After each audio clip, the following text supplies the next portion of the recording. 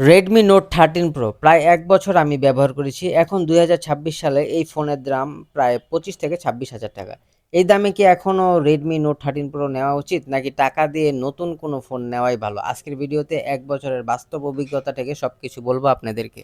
সত্যি বলতে আমি নিজেও যখন এই ফোনটা কিনেছিলাম তখন অনেক কনফিউশনে ছিলাম যে এই দামের মধ্যে আমি আরও পিক্সেল 7 বা স্যামসাংয়ের আরও কিছু ডিভাইস পেয়েছিলাম, কিন্তু ওগুলাতে 128 জিবি র্যাম রোম ছিল, যার কারণে আমি 128 জিবি আমি নিয়ে নেই। এটাতে 8 জিবি 256 জিবি ছিল, যার কারণে আমার কাছে এটা ভালো লাগছে। এবং সাথে কিন্তু স্ন্যাপড্রাগন প্রসেসর আমি পাইছি। এটার মধ্যে স্ন্যাপড্রাগন 7S Gen 2 প্রসেসর আছে, যা কিনা এখন বর্তমানে এই প্রসেসর এবং এত 256 জিবি মেমোরি সহ মোবাইলগুলোর দাম 35 থেকে 40,000 টাকা দামে পাওয়া যেতেছে। তাও অনেক ধরনের আরও স্ন্যাপড্রাগন আরও কম ভার্সন দিতেছে। তো এটার কিন্তু আমি স্টোরেজ খুবই আমি এখন পর্যন্ত 200 জিবি ইউজ করে ফেলছি। প্রায় সময় আমার প্রচুর ক্যামেরা ভিডিও করা হয়, আপনারা জানেন। তো আমার এটাতে কোনো ধরনের কোনো ল্যাগ, কোনো ধরনের কোনো ইস্যু আমি এখনও পাইনি। আমার কাছে এখনও মনে হয় ১ বছর যে ব্যবহার করেছি, আমার কাছে মনে হইতেছে যে এখন আমি মনে হয় ২-৩ মাস হয়েছে। এখন আমার কাছে মনে হয় যে নতুন সেদিন কিনছি, ঠিক আছে? তো আমার কাছে এই ফোনটাতে কোনো ধরনের প্রবলেম আমি ফেস করি নাই। অনেকে আছে যে ভাবে যে গুগলের খুব সমস্যা হয় বা গুগল প্লে স্টোর ব্যবহার করা যায় না, চাইনিজগুলোর সমস্যা হয়। আসলে এই ফোনগুলোতে চাইনিজ ভেরিয়েন্টগুলোতে কি হয় যে চাইনিজ কিছু এই যে অ্যাপস অটো ইনস্টল থাকে এবং চাইনিজ কিছু লেখার এই যে ইতে শো করে আর কি, নোটিফিকেশন বাড়ে। তো এগুলো আপনারা একটু ইগনোর করলেই হবে, আর এগুলা ডিলিট করে দিলেও হয়, আনইনস্টল করে দিলেই হয়। বাকি সব কিছুই কিন্তু খুব সুন্দর পারফরমেন্স। এবং আরেকটা চাইনিজ ভেরিয়েন্টগুলোতে একটা সুবিধা কি, সবসময় এমআই এর যে শাওমির যে আপডেটগুলা সবার আগে কিন্তু চাইনিজ ভেরিয়েন্টই আসে। আর এবং এটার ক্যামেরা সেকশনেও যদি আমি বলি, এটার ক্যামেরা খুবই দুর্দান্ত। এটার ইআইএস ওআইএস খুবই সুন্দর। 200 মেগাপিক্সেল ক্যামেরার লেন্স দিয়ে আমি যতই ভিডিও শ্যুট করছি, খুব সুন্দর সুন্দর ভিডিও এটাতে আসছে। ছবি ভিডিও সবই সুন্দর।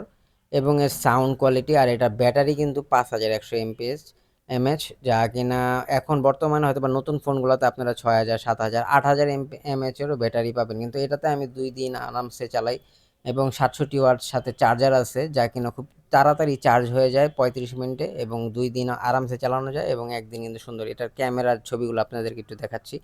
দেখেন কি সুন্দর কালারফুল ছবি এবং সুন্দর ছবি তোলে এটাতে। এবং ভিডিওতে আমি এখন আপনাদেরকে দেখাবো, দেখেন সেলফি ভিডিও দিয়ে শুরু করতেছি। ইয়েস,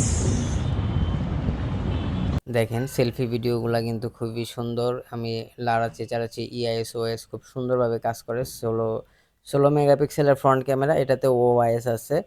এবং মেন ক্যামেরা 200 মেগাপিক্সেলের 1080 পিক্সেল দিয়ে আমি 30 fps আপনাদেরকে ভিডিও করে দেখাচ্ছি এবং জুম করে দিচ্ছি। আমি বিকালবেলায় ছাদে উঠেছি এবং দেখেন এটার নড়াচড়া স্টেবিলাইজেশনটা কত সুন্দর, দুর্দান্ত। তো আমার কাছে মনে হয় যে আমি এই ফোনটা কিনে ঠকি নাই। এবং 1080 পিক্সেল 60 fps আপনাদেরকে এখন দেখাচ্ছি। দেখেন আরও কত স্মুথ স্টেবিলাইজেশনটা চলছে।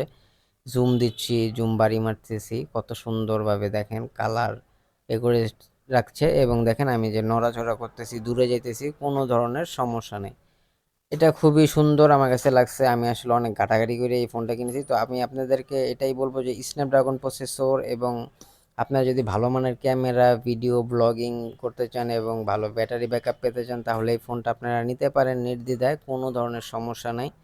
এই ফোনটা খুবই ভালো, আমাকে সাপোর্ট দিতেছে। আমি এখন পর্যন্ত কোনো ধরনের সমস্যা পাইনি। এখন তো বর্তমানে দামি ফোনগুলোতে গ্রিন লাইন ইস্যুও পড়ে। তো আমার এই ফোনটাতে আমিও খুব টেনশনে ছিলাম যে কোন ফোন নিব, কারণ প্রায় ডিসপ্লেতেই গ্রিন লাইন পড়ে। আমার হাতে যেই ফোনটা দিয়ে ভিডিও করতেছে এটাতেও গ্রিন লাইন পড়ছিল অনেকগুলা। তারপরে এই ফোনটা আমি নেই। তো এই ফোনটাতে এখন পর্যন্ত আলহামদুলিল্লাহ কোনো গ্রিন লাইনে ইস্যু পড়ে নাই, আশা করি আর পড়বেও না।